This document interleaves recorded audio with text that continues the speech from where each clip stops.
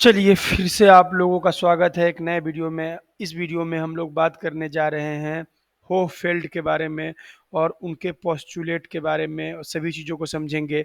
तो क्वेश्चन आपके एग्जाम में आएगा इस प्रकार से जो लिखा होगा कि what is the right in broader sense as perceived by Wesley Newcomb Hohfeld in 1990, यानी 1919 में 1919 में होफील्ड ने किस प्रकार से राइट के बारे में बताया और explain the different notions of right and their relationship with the help of example.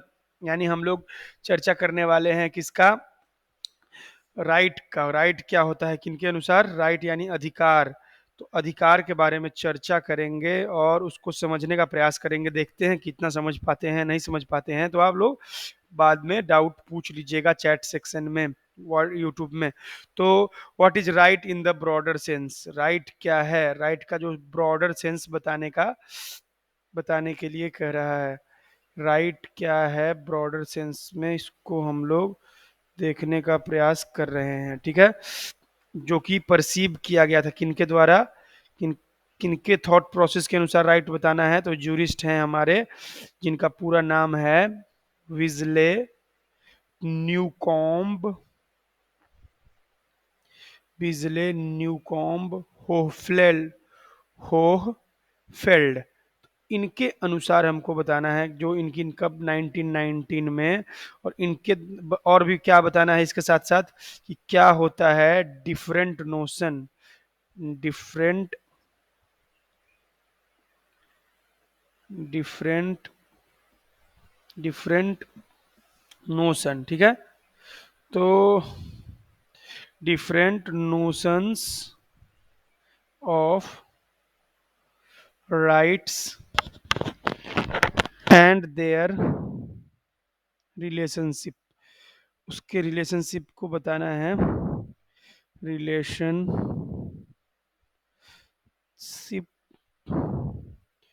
With the help of examples, तो एग्जाम्पल के आधार पर बताना है, ठीक है। समझने का प्रयास करते हैं, देखते हैं समझ जाएंगे, धीरे धीरे समझते हैं।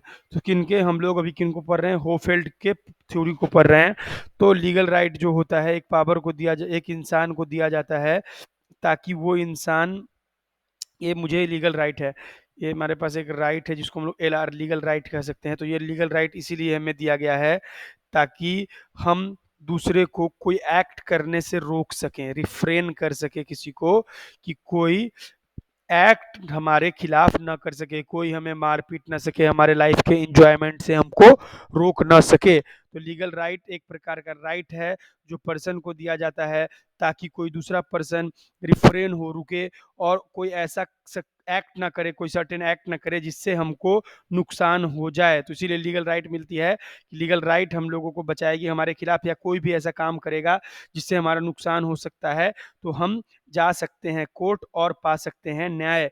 तो क्यों ये कहा गया है जो लीगल राइट है वो पर्सन को पर्सन के लिए दिया जाता है, कोई जानवर के लिए थोड़े है। अगर कोई जानवर आके मार पीट देता है तो जानवर के खिलाफ तो केस नहीं कर सकते हैं। तो किसी पर्सन के द्वारा पर्सन को रिफ्रेन किया जाता है कि आप ये सर्टेन एक्ट नहीं करेंगे। अगर ये एक्ट करते हैं जिससे अगले के लीगल राइट को हनन होता है, अगले के लाइफ में परेशानी आती है, अगले का माइंड डिस्टर्ब होता है, अगले का रेपुटेशन डिस्टर्ब होता है, अगले का जो भी हो, अगले का कुछ न कुछ आप अगर नुकसान पहुंचाते हैं किसी विधि किसी तरह से, तो आपके खिलाफ कार्रवाई किया जाएगा। और जो भी है ये सारे चीज़ें जो हैं ये पावर एराइज करते हैं सोसाइटी को कि वो ड्यूटी इम्पोज करे, क्या करे, सोसाइटी आए और ड्यूटी इम्पोज करे, लोगों पर ड्यूटी दे दे कि ठीक है जी आपका ये ड्यूटी है और आपका अगले का ये ड्यूटी है। तो पर्सन टू पर्सन, एक पर्सन का ड्यूटी ये हो गया, दूसरे पर्सन का ये ड्यूटी हो गया। अलग अलग लोगों का अलग अलग ड्यूटी है। उदाहरण के तौर पे कोई एक पुलिस वाला है, उसकी ड्यूटी है कि हाँ वो मार सकता है पीट सकता है, भले ही आपका लीगल राइट है कि आपको कोई ना मारे, लेकिन पुलिस वाले आपको मार पीट सकता है। अगर ये पाया जाए कि आप उसको मार रहे हैं, अपनी जान बचाने में प्राइवेट डिफेंस में मार पीट सकता है, या कोई इंसान भी मार पीट सकता है अगर आप उसको मार पीट रहे होंगे। तो ये नहीं कह सकते हैं, लीगल राइट का झंडा नहीं दिखा सकते हैं कि हमारे पास लीगल राइट है, हम तुमको मार रहे हैं तुम हमको नहीं मार सकते हो। तो या अगर आप कुछ गलत काम किए होंगे और अगर थर्ड डिग्री टॉर्चर देने के लिए ऑर्डर दे दिया जाए कोर्ट द्वारा, तो आपको थर्ड डिग्री टॉर्चर भी दिया जा सकता है। तो हाँ, आप लीगल राइट का झंडा लेके नहीं आ सकते। लेकिन लेकिन नॉर्मली ये है कि लोगों को राइट दिया गया है। नॉर्मल सर्कमस्टांसेज में एक इंसान की ड्यूटी होगी कि वो आपके लीगल राइट का हनन ना करे, आपके साथ कोई ऐसी बदतमीजी ना करे, आपके साथ कोई बेकार काम ना करे जिससे आपका लाइफ जो है अनसेटल हो जाए। तो इस तरह से आप समझ सकते हैं। उसके बाद हम लोग हॉफील्ड को तो देख ही रहे हैं, लेकिन जो जो बड़े बड़े जूरिस्ट होते हैं उसको भी हम लोग बीच में बता देते हैं एग्जामिनर को, ताकि एग्जामिनर को लगे कि नहीं, ये बंदा जो है या बंदी है वो पढ़ के आया है, ये बच्चा या बच्ची या ये लड़का या लड़की जो भी है स्टूडेंट, तो जो साल पढ़ के आया है। सालमंड जो के क्या कहते हैं, सालमंड डिफाइन डिफाइन करते हैं राइट को कि ये एक प्रकार का इंटरेस्ट है जो रिकॉग्नाइज होता है, ताकि लोगों के राइट को बचाया जा सके और लोगों के इंटरेस्ट में ड्यूटी दिया जाए और लोगों को बताया जाए क्या सही है क्या गलत है और गलत करने से रोका जाए।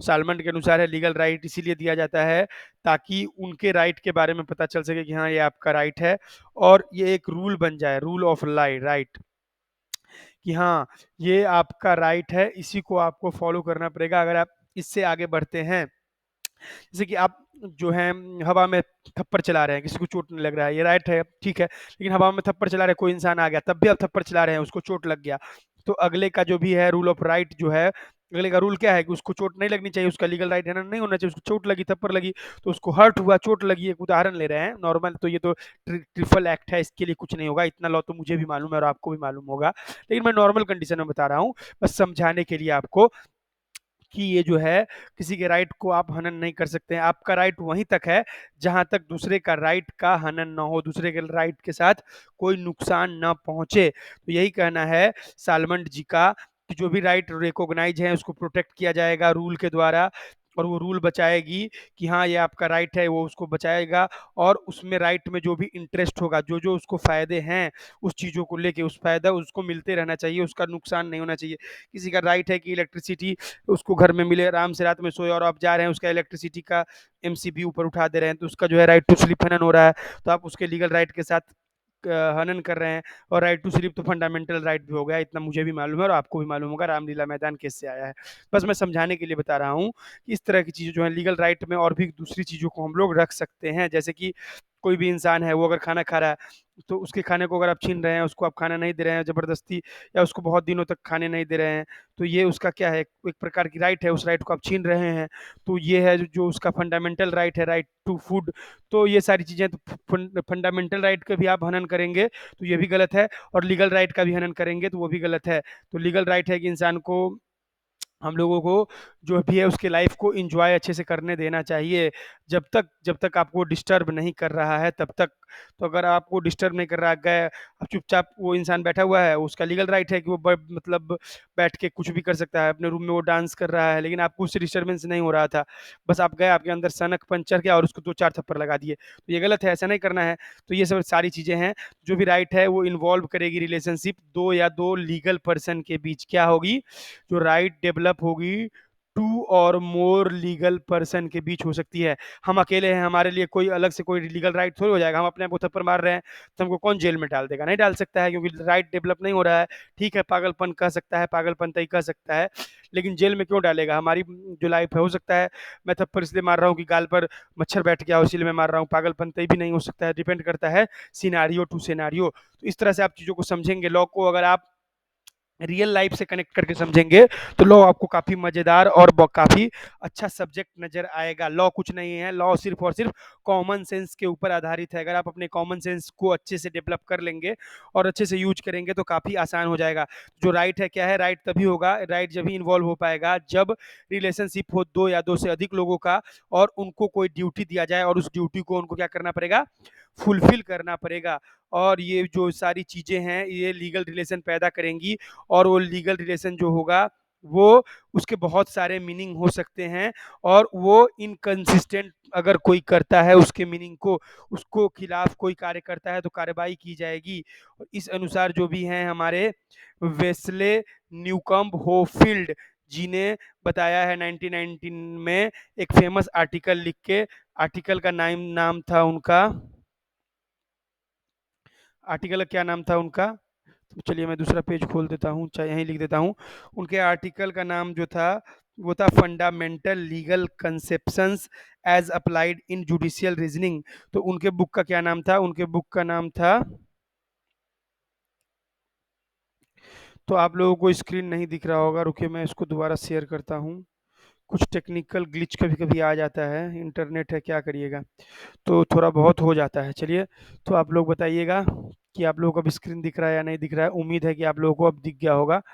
तो देखिए, तो इन्होंने एक बुक लिखा था, वेस्ले न्यूकॉम्ब होलफील्ड जी ने, सॉरी बुक नहीं, फेमस आर्टिकल लिखा था। आर्टिकल का नाम था फंडामेंटल फंडामेंटल लीगल कॉन्सेप्शंस, जो कि अप्लाई होता है जुडिशियल रीजनिंग में। यानी इनके जो भी बुक के जो भी आर्टिकल थे, जुडिशियल रीजनिंग में क्या होता है, ये अप्लाई होता है। इसको अप्लाई करके चेक करते हैं क्या सही है, क्या गलत है, क्या राइट होना चाहिए, क्या नहीं होना चाहिए। होफील्ड ने बताया था कि जो भी लीगल इंटरेस्ट है इंसान का, वो राइट और ड्यूटी जो है वो लोगों पर इम्पोज करता है। जहाँ किसी की राइट होगी वहाँ ड्यूटी भी होगा। तो राइट और ड्यूटी इम्पोज करता है, जिससे कन्फ्यूजन आ जाता है चीज़ों को एनालाइज करने में कि क्या चीज़ें सही हैं, क्या चीज़ें गलत हैं। उदाहरण के तौर पे हमारा राइट है कि हम सोएं, कोई लेकिन को हम सो रहे हैं दिन भर, तो ठीक है, अगर कोई आके हमें हमें उठा रहा है, उसको कोई हमसे काम है या मेरा काम उससे है, तो हमारी उसके अगले की ड्यूटी है कि उठाए। तो ड्यूटी हमारे खिलाफ कर रहा है लेकिन वो सही है, तो क्योंकि उससे हमारा फ़ायदा है तो वो कर सकता है, लेकिन हमारा राइट भी तो सोना है। तो दोनों राइट के बीच कन्फ्लिक्ट ऑफ इंटरेस्ट हो रहा है, लेकिन ये देखा जाएगा कि कौन सा राइट जो है बोनाफाइड इंटेंशन के साथ है, उसी को माना जाएगा। तो होफील्ड जी ने बताया था कि जो राइट है वो several other distinct legal interest के बारे में बताएगा। राइट हम लोगों को क्या देगा, पावर देगा कि हाँ आपके पास पावर है, अगर इसके खिलाफ कोई कुछ करता है तो आप court of law of court में जा सकते हैं। आपके पास प्रिविलेज होगा कि हाँ आपके पास ये प्रिविलेज हैं, बहुत सारे फैसिलिटीज़ मिलेंगे कि हाँ आप ये सारी चीज़ें कर सकते हैं, और आपको इम्यूनिटी मिलेगा बहुत सारी चीज़ों से।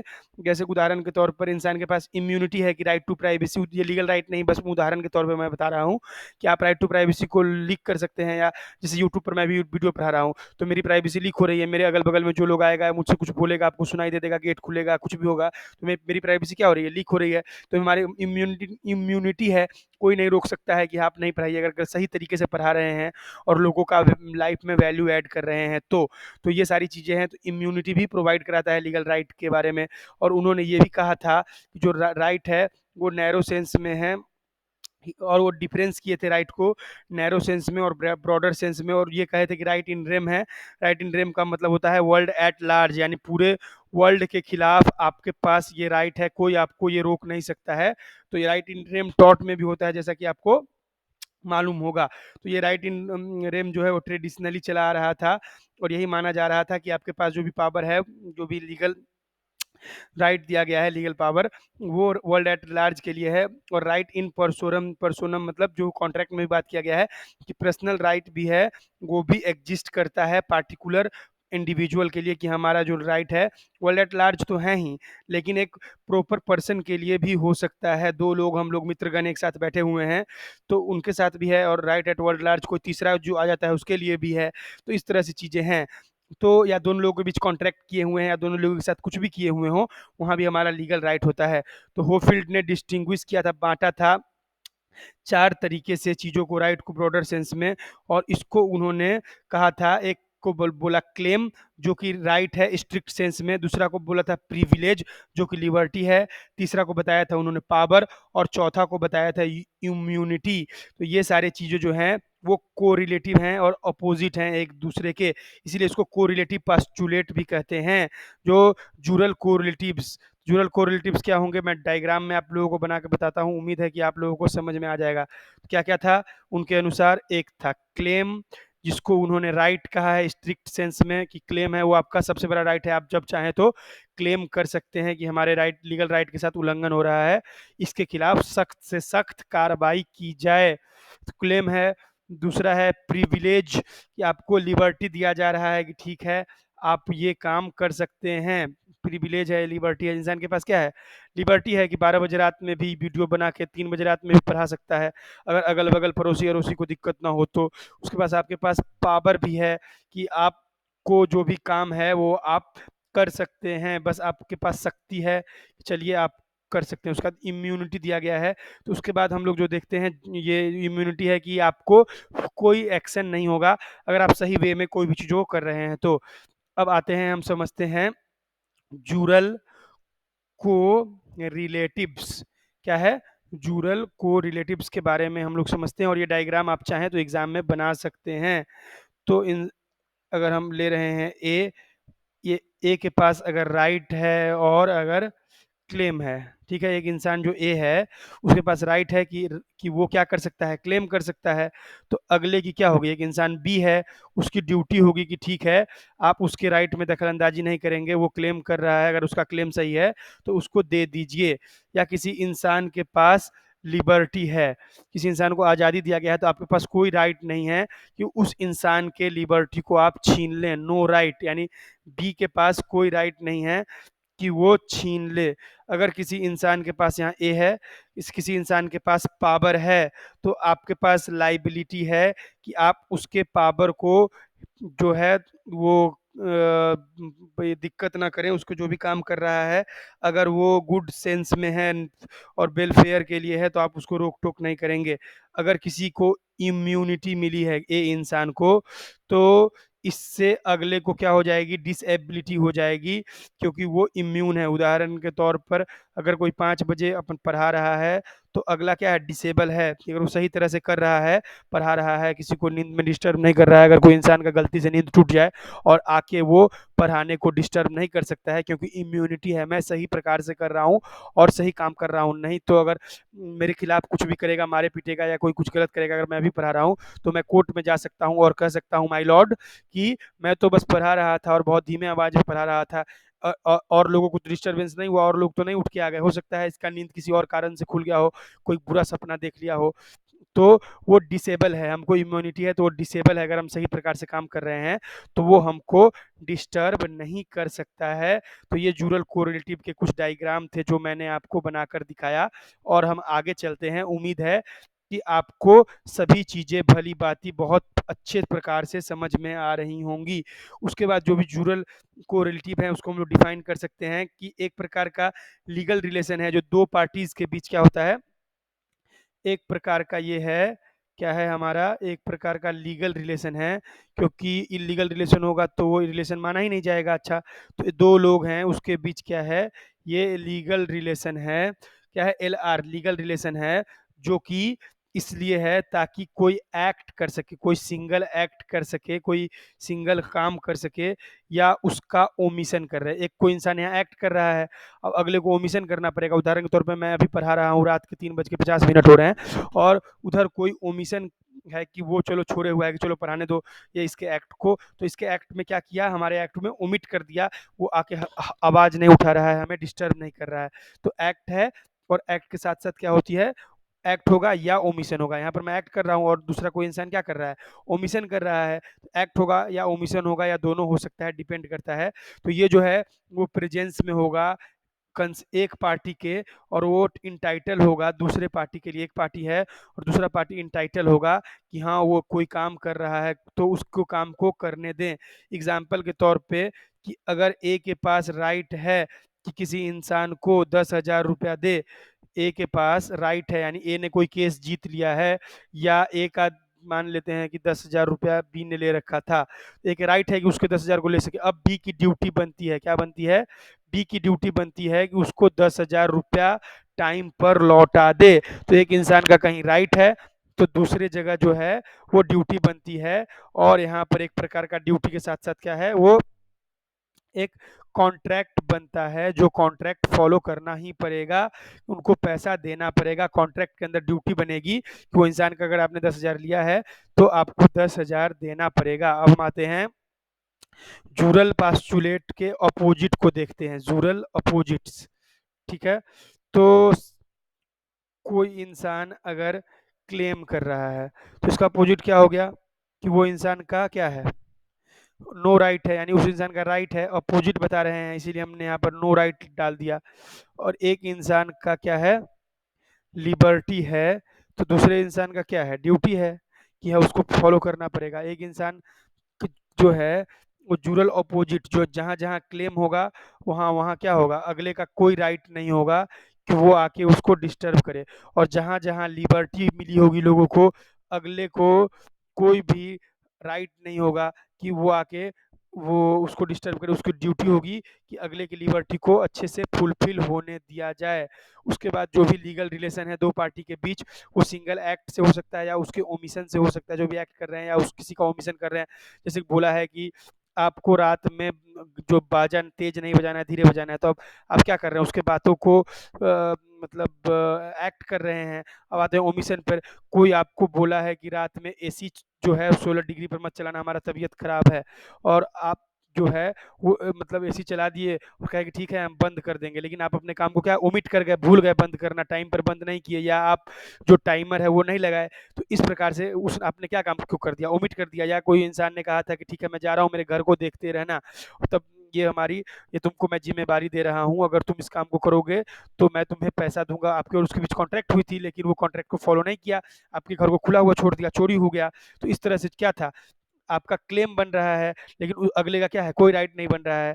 आपकी लिबर्टी थी, आपकी आज़ादी थी कि आपके घर को वो अच्छे से, आप आज़ाद थे उसको कहने के लिए, और आपने कह दिया तो उसको अच्छे से फॉलो करना था। या आप कहते हैं कि आपको कोई पकड़े नहीं, कोई बांधे नहीं, अगर कोई आपको पकड़ ले रहा है, बांध दे रहा है, तो अगले की ड्यूटी बन रही है कि कोई आपको पकड़े बांधे नहीं, क्योंकि आपका लाइफ है, राइट टू लाइफ, कोई इसमें दखल-अंदाज़ी नहीं कर सकता है। तो उसके बाद जो ड्यूरल पोस्टुलेट के अगले जो अपोज़िट हैं वो क्या हैं? वो है हमारे पावर, और यहाँ है डिसेबिलिटी। जहाँ-जहाँ पावर होगा, वहाँ-वहाँ अगला क्या हो जाएगा, डिसेबल हो जाएगा। उसके बाद क्या है, अगर लोगों को क्या मिलेगी, इम्यूनिटी मिल जाएगी किसी को, तो अगले की क्या होगी, लाइबिलिटी होगी कि उसको फॉलो करे। तो अपोजिट वाले में बस हम लोगों को एरो जो है वो क्रॉस एरो बना के बता देना है, और जुरल कोरिलेटिव जो सीधा सीधा है उसमें हम लोग को ऊपर नीचे बनाकर दिखाना है, जैसा कि मैंने थोड़ा देर पहले आपको बना के दिखाया था। इसके बाद हम देखते हैं कि जो भी लीगल रिलेशन है दो पार्टी के बीच में, वो सिंगल एक्ट और ओमिशन के बीच हो सकता है। मैं बता दिया कि अगर ए के पास राइट है कि बी को 10,000 रुपया दे, लेकिन बी का राइट नहीं है कि वो उससे ले, तो लिखा हुआ है कि A who has a right that B pays him 10,000 रुपया does not have no right in the regard, whereas B who has duty to pay percent of 10 does not have liberty not to pay. मतलब कि इसे कहने का मतलब ये है कि ए का अगर राइट बन रहा है और बी जो है उसको पे नहीं कर रहा है, तो ये नहीं है कि उसका राइट खत्म हो गया इस रिगार्ड में, बी को आज नहीं तो कल पे करना पड़ेगा। वो उसकी ड्यूटी बनती है कि जो भी चीज़ें हैं उसको वो पे करे, और वो आज़ाद नहीं हो जाता है कि नहीं करें। एरिस्टोटल ने क्या कहा था, एरिस्टोटल ने कहा था कि same man to suppose that same thing is an and is not, यानी कोई आम सेम इंसान है, ये नहीं कह सकते कि सेम इंसान के लिए हमारा जो दायित्व बन रहा है वही अगले का दायित्व बनेगा। अलग अलग इंसान के लिए, उस इंसान के लिए अलग अलग दायित्व और उस अलग अलग राइट बन सकते हैं। उसके बाद हम देखते हैं जूरल कंट्राडिक्शंस को देखेंगे, उसके बाद हम लोग क्लेम ड्यूटी रिलेशन को देखेंगे, उसके बाद हम लोग पावर लाइबिलिटी रिलेशन को देखेंगे, उसके बाद इम्यूनिटी डिसेबिलिटी रिलेशन को देखेंगे, उसके बाद हमारा ख़त्म हो जाएगा ये टॉपिक।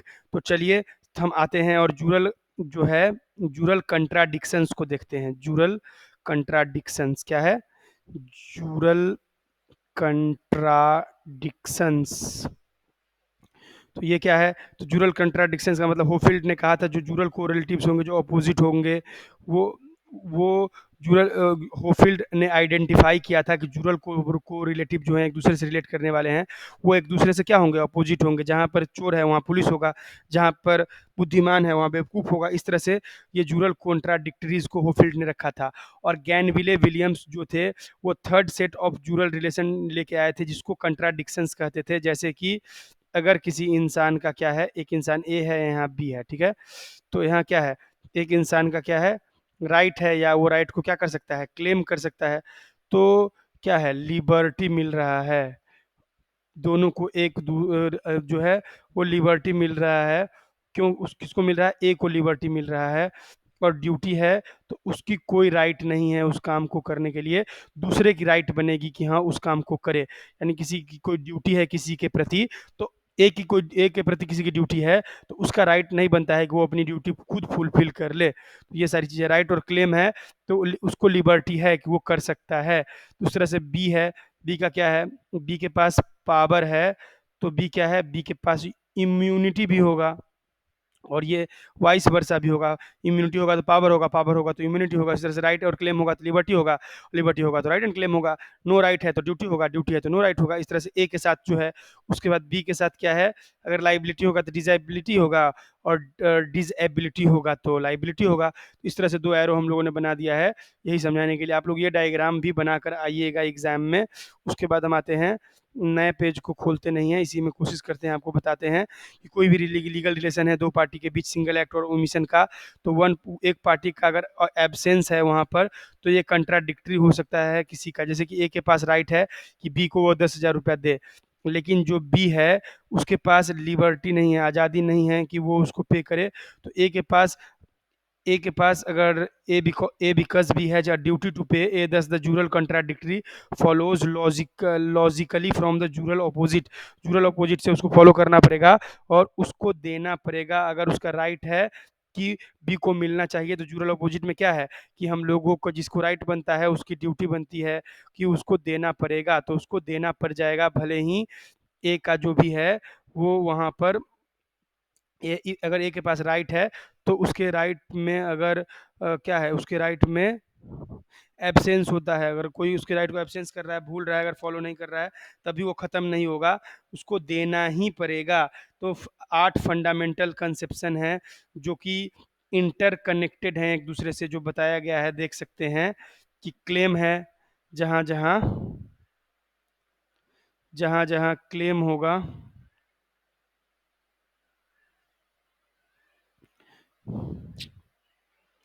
चलिए नया पेज खोल देते हैं, इसमें नहीं चल रहा है। तो हमारा अब ख़त्म ही होने वाला है ये टॉपिक। तो आप लोगों को डाउट आएगा तो आप लोग पूछ सकते हैं। तो हम लोग चल रहे थे 8 फंडामेंटल, उसके बारे में बात कर रहे थे कि 8 फंडामेंटल कंसेप्शन है जो चलते हैं।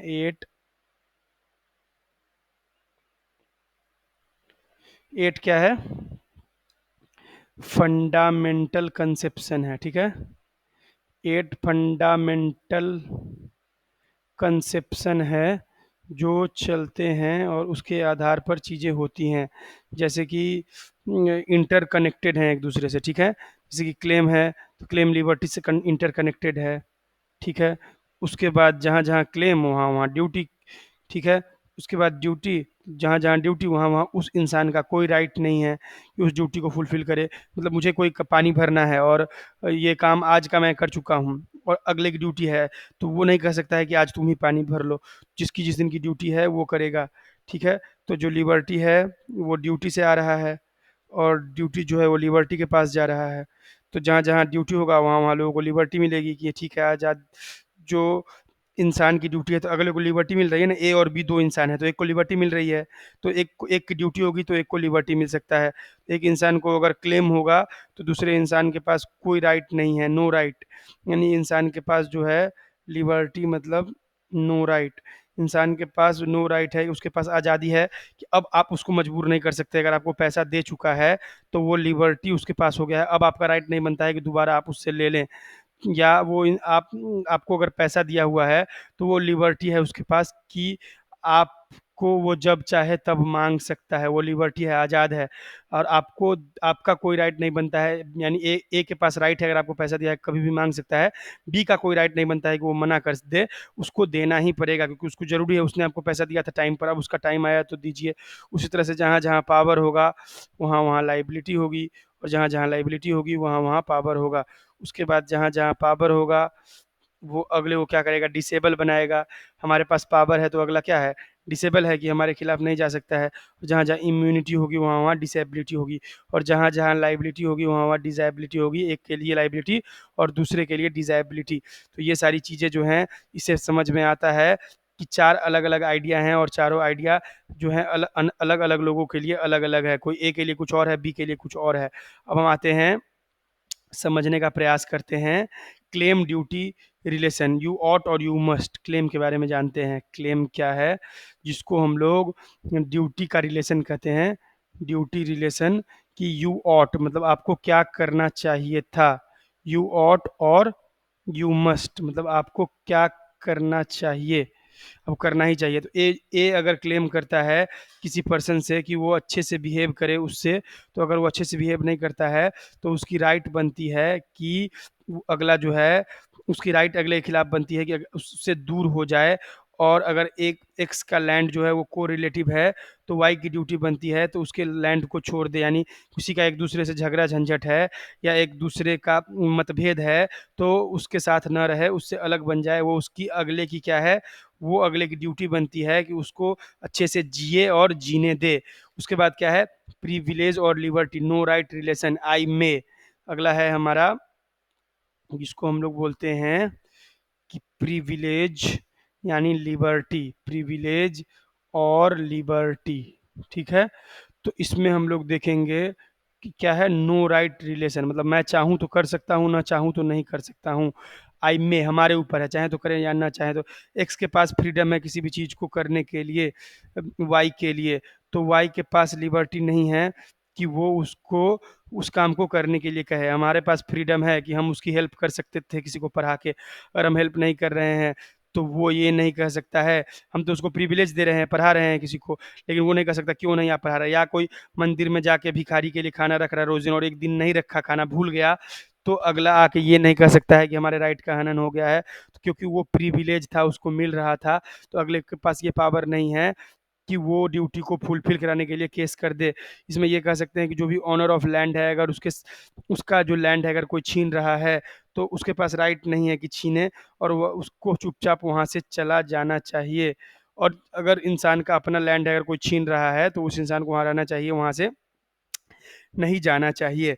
अब हम आते हैं power liability relation, I can, चाहे तो कर सकते हैं ना चाहे तो नहीं कर सकते हैं, जिसको बोलते हैं पावर यानी लाइबिलिटी रिलेशन यानी आई कैन।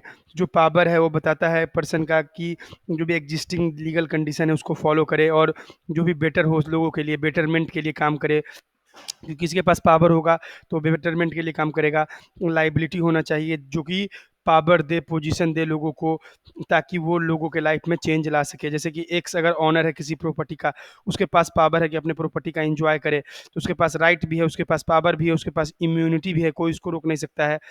तो वो क्रिएट कर सकता है दूसरे के लिए कुछ सुविधा मुहैया करा सकता है अपने घर के बाहर। उदाहरण के तौर पे अगर नल लगवा दे रहा है तो लोग पानी पी सकते हैं, आरओ लगवा सकता है घर के बाहर, वो चाहे तो खाने पीने का भी व्यवस्था रखा सकता है। वो आई कैन अपने ऊपर है, हमारे पास पावर है, हम चाहें तो उसको करें, ना चाहें तो ना करें, कोई हमको मजबूर नहीं कर सकता है।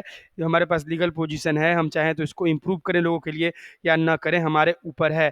अब आते हैं लास्ट, इम्यूनिटी, जो कि डिसेबिलिटी पैदा करता है कि यू कैन नॉट। अगर किसी को इम्यूनिटी मिला गया है तो अगले वो क्या करता है, वो डिजेबल बनाता है कि आप इस चीज़ों को नहीं कर सकते हैं। उदाहरण के तौर पर अगर किसी को इम्यूनिटी मिला हुआ है तो उसके पास फ्रीडम है कि कोई इंसान उसके इम्यूनिटी को तबाह ना करे, डिस्टर्ब ना करे और उसको वो काम करने दे। उदाहरण के तौर पर हम देख सकते हैं कि प्रेसिडेंट ऑफ इंडिया को इम्यूनिटी मिला हुआ है कि उनको कोर्ट में स्यू नहीं किया जा सकता है, क्रिमिनल केस में एग्जेम्प्ट किया गया है, सिविल केस में किया जा सकता है लेकिन कुछ देर के कुछ महीनों का उनको देना पड़ेगा, 60 दिनों का। तो इस तरह से है, तो एग्जेम्प्ट है, इनको इम्यूनिटी। उसी तरह गवर्नर भी इम्यून होते हैं, उनको भी क्रिमिनल केस नहीं किया जा सकता जब तक वो गवर्नर रहते हैं, सिविल केस किया जा सकता है। तो इम्यूनिटी है, तो अगले को डिजेबल बनाता है कि आप ये काम को नहीं कर सकते हैं। जब तक वो इस पद पर हैं प्रेसिडेंट और गवर्नर, आप उनके खिलाफ लीगल एक्शन नहीं कर सकते, उनके खिलाफ केस नहीं दायर कर सकते हैं। तो यही था हमारा यहाँ पे ख़त्म होता है। तो आप लोग बताइएगा कि कैसा लगा, अगर आप लोगों को समझ में आया हो तो चैट में ज़रूर लिख के बताइएगा, वहाँ कमेंट सेक्शन में डाउट होगा तो वो भी पूछिएगा। तो ठीक है, हम यहीं पे समाप्त करते हैं, हमारा ये टॉपिक ख़त्म होता है। काफ़ी बेहतरीन टॉपिक था, इसको आप लोग समझिएगा, अगर समझ में नहीं आए डाउट पूछ लीजिएगा मुझसे कमेंट सेक्शन नहीं, चैट सेक्शन में चैट में डाल के।